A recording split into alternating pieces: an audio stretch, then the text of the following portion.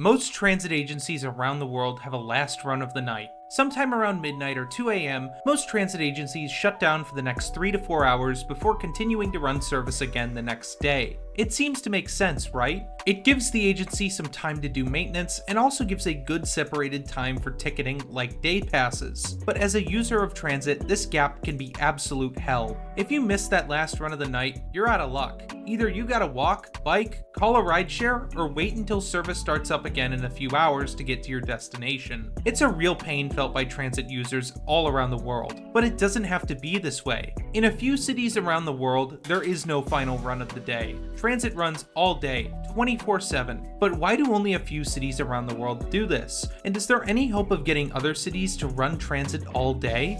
There is a wide variety of cities that offer 24-hour transit service for their riders all across the world. But not all of these overnight services are equal. Some cities, such as New York City with its subway, operate nearly the whole system continuously throughout the evening. This is without a doubt the best possible outcome for riders, as there are no network service cuts overnight, making wayfinding and transit within the city much easier to use. But more commonly, cities have to resort to a night service network, the main difference being that the overnight network is significantly reduced from the daytime network, though both of these overnight service plans also commonly see reductions in frequency on the line due to lower ridership that comes from operating an overnight service. While many cities operate nighttime networks, there are many different ways that cities and transit agencies operate them.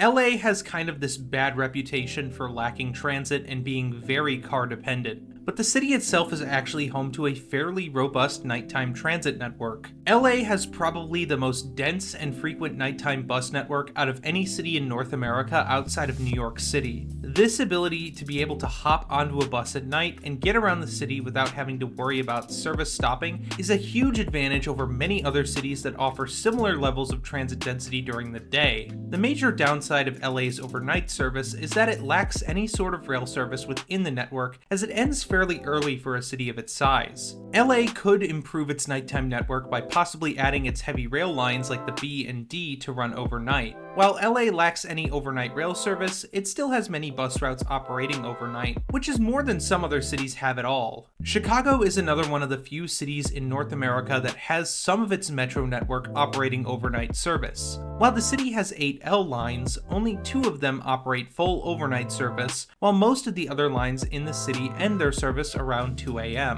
This overnight metro service is huge, allowing for the city to maintain its faster rail connections for the city's night network. The CTA also operates night buses, however there aren't nearly enough of these overnight buses, and the nighttime bus network could definitely be expanded to include more routes throughout the city. While America's second and third largest cities offer a decent night network for transit, they aren't the only cities to offer overnight transit services in North America. Other major cities such as Seattle, San Francisco, and Philadelphia all offer overnight transit service. Even more surprising is that many cities that you might think of as being very car dependent offer transit services 24/7, including cities like Cleveland, New Orleans, and even Las Vegas all have some sort of nighttime bus and rail networks that operate throughout the night until daytime services resume.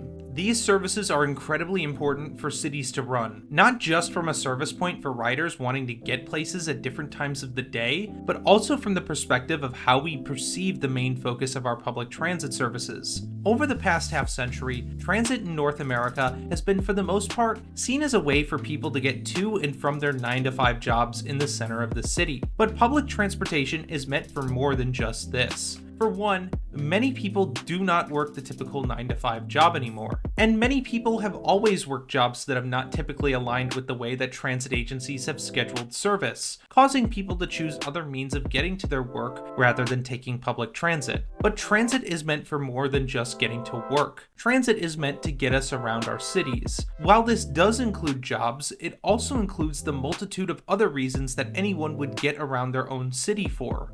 Making sure we can take transit at any time of the day or night is crucial to being able to treat transit as a true means of getting around rather than a tool to reduce traffic during rush hour. But how can cities implement these kinds of overnight services so riders can utilize public transit networks at any time of of the day. But do you know what you can utilize any time of the day? Access to extra content and early releases over on my Patreon. The link is down below if you want to support the channel. Anyways, back to the video.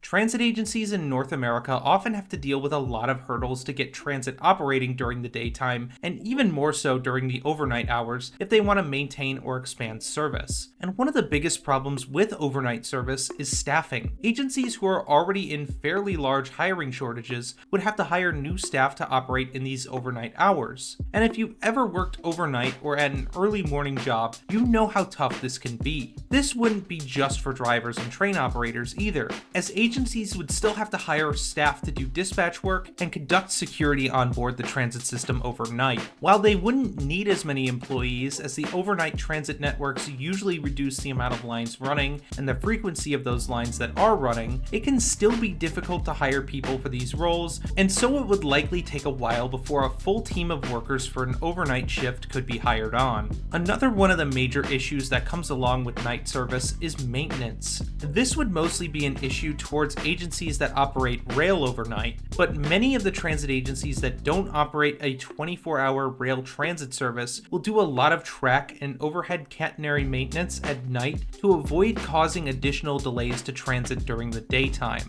Nighttime service could completely throw off operations of scheduled maintenance, but there are some ways around this. As stated earlier, many transit agencies will opt to run a more limited nighttime rail network with lower frequency and route coverage. This allows for maintenance crews to still service some of the rails and wires while being able to maintain rail service. Another way that some agencies have found out to run late night service has been substituting a rail line with a bus for the overnight hours. This allows for maintenance to be done on trackage overnight, while still allowing for the transit connection to exist between these stations. Bus substitutions overnight don't have to deal with major traffic for the most part, but are still slower than most rail services that they replace overnight. This overnight bus replacement also comes with a bit of a wayfinding problem, as you now have to direct passengers to the new area to pick up this bus, rather than having them wait at the station platform for the next arriving train. Another potential way that cities could implement some form of night service would be to run peak overnight service on Friday and Saturday nights, allowing people another option to get home from a night out without having to call for a rideshare or cab. For the most part, overnight transit services are designed to be a lot more bare bones and to connect the most essential parts of the system, mainly due to lower ridership overnight. But this is still significantly better than not operating any overnight service. Not every city is going to have a fully fleshed out overnight transit network on par with its daytime services, and that is still totally okay. We are at a point where we need to start seeing public transit as a serious way to get around our cities.